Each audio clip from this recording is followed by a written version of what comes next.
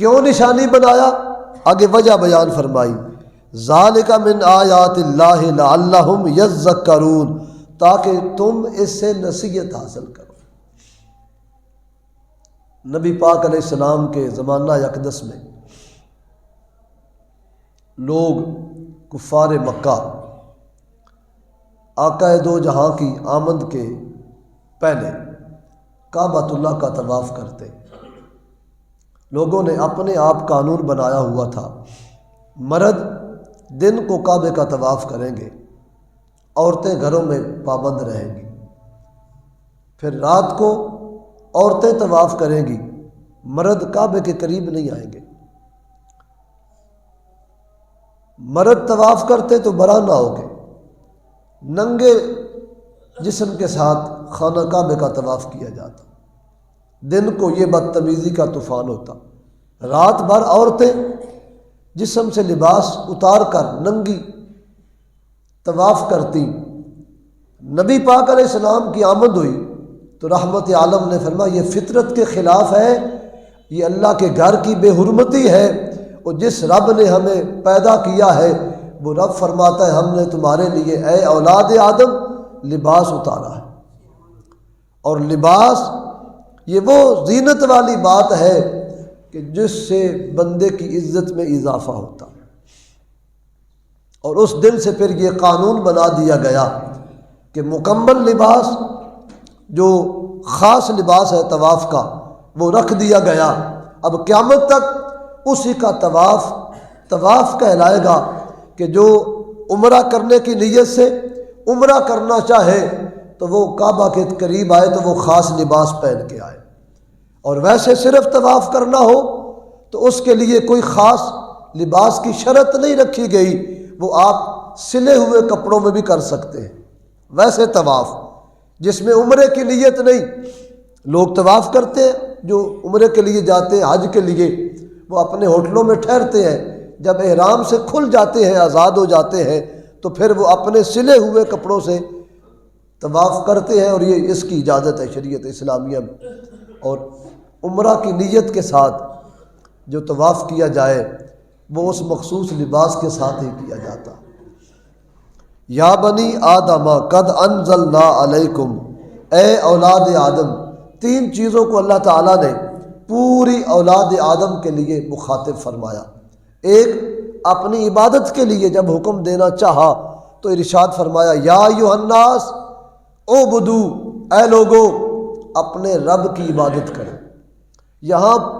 پوری نسل انسانیت خواہ کافر ہو یا مسلمان ہو، ہر ایک کو کہا گیا رب کی عبادت کرو، کہ یا ایھا الناس اعبدوا ربکم الذی، وہ اللہ تمہیں حکم دے رہا ہے اے لوگو کہ اس کی عبادت کرو، وہ تمہارا رب ہے۔ دوسرا، جب لباس کی بات آئی تو فرمایا یا بنی آدم، اے اولاد آدم، ہم نے تمہارا لباس آسمان سے اتارا ہے۔ اور تیسری بات وہ ہے جس کے بغیر ہمارا گزارا ہی نہیں، وہ بات یہ ہے اللہ پاک فرماتا ہے جب اپنے محبوب کی شان بیان کرنا چاہیے نا تو فرمایا یا ایھا الناس قد جاءکم برہان، اے کائنات کے رہنے والے لوگوں سنو، میں نے اپنے حبیب کو اپنی ذات کا برہان اور مظہر بنا کے بھیجا ہے۔ یہ تین چیزوں کو اللہ تعالیٰ نے عام بیان کیا، حالانکہ لباس صرف مسلمان کی ضرورت نہیں بلکہ یہ کافر کی بھی ضرورت ہے، اور اس کے اندر پھر آگے احکام بیان کر دیے گئے کہ یا بنی آدم قد انزلنا، اے اولاد آدم بے شک ہم نے آسمان سے تمہارا لباس اتارا ہے۔ وہ لباس جو ایک انسان کے لیے ضروری ہے۔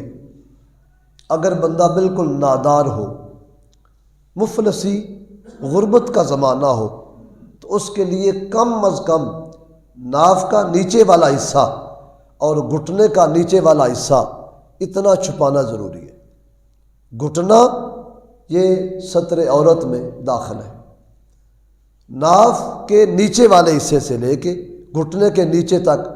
یہ ایسی حالت میں کہ جب بندے کے پاس کوئی کپڑا نہ ہو، بالکل غریب ہو، رہنے کے لیے کچھ نہ ہو، کھانے کے لیے کچھ نہ ہو، تو ایسی صورت میں وہ لباس ایسا پہن سکتا ہے، لیکن جب ہم دیکھتے ہیں جوں جوں پیسہ بڑھتا گیا لباس کم ہوتا گیا، غریبوں کے لباس پورے نظر آتے ہیں اور امیروں کے لباس ادھورے نظر آتے ہیں۔ غور کرو، قرآن شریف میں اس کی مذمت بیان کی گئی۔ پیسہ ہے ضروریات زندگی اچھی طرح گزارنے کے لیے، صرف عیاشی یا خواہشات پرستی کا نام نہیں، بلکہ یہ اللہ کی طرف سے رزق عطا کرتا اور اس کے جو ضروریات زندگی میں خرچ کرنے کے مواقع ہیں ان پر اللہ تعالیٰ نے احکام بیان کیے، اور ہم دیکھتے ہیں اپنے معاشرے میں کہ پیسہ بڑھتا گیا، لباس کم ہوتا گیا، اور جہاں ضرورت تھی وہاں اس سے کم ہو گئے۔ اور اللہ کریم نے ایسے موقعوں پر اپنے بندوں کو تنبیہ کرتے ہوئے ارشاد فرمایا کہ جب رزق بھی ہم نے دیا ہے تو احکام بھی ہمارا ہی چلے گا۔ غریبوں کے کپڑے پورے ہوتے ہیں اور امیروں کے کپڑے بوڑھے جوان ہو گئے، گرمیوں کا موسم آ گیا تو خواہ مخواہ گرمی لگنی شروع ہو گئی، حالانکہ ایڈی کو موت کوئی نہیں، ویسے دیکھنے میں پینٹ پہن لیں گے جی، لیکن جب گرمی کا نام آئے تو وہ ایک نکی چھوٹی سی نکر پہنیں گے کھلے پونچوں والی، جس سے بیٹھے ہوئے بھی آدھی ران بندے کی نظر آتی ہے۔ موٹر سائیکل پہ گھومیں گے تو یہ طوفان بدتمیزی ہے۔ اور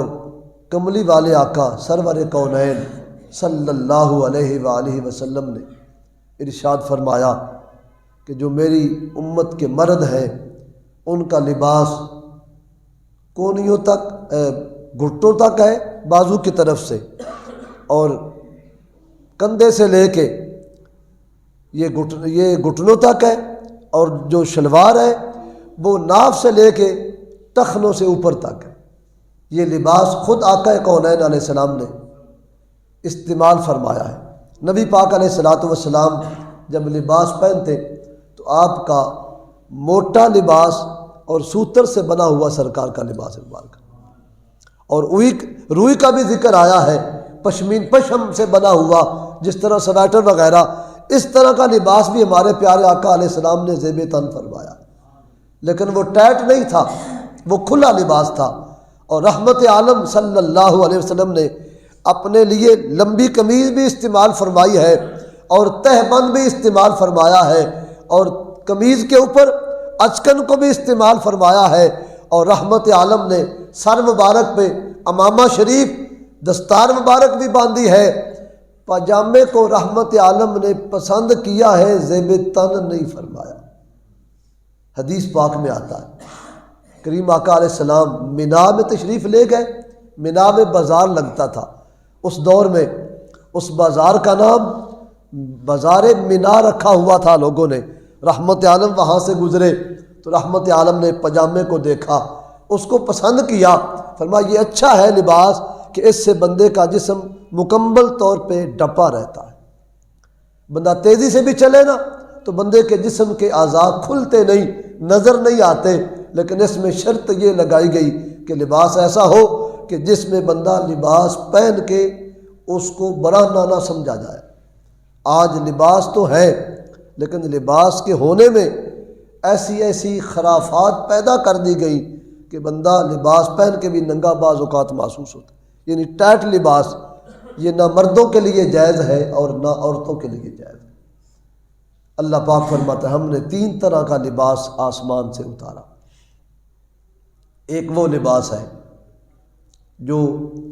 ضروری لباس، ایک وہ لباس جو جنتی لباس، اور ایک وہ لباس جو تقوی کا لباس۔ تینوں لباسوں کو یہاں بیان کیا گیا۔ اور انسان کی زندگی میں بعض اوقات ایسی اشیاء آسمان سے نازل ہوئی جن کا تعلق صرف دنیاوی معاملات کے ساتھ ہے،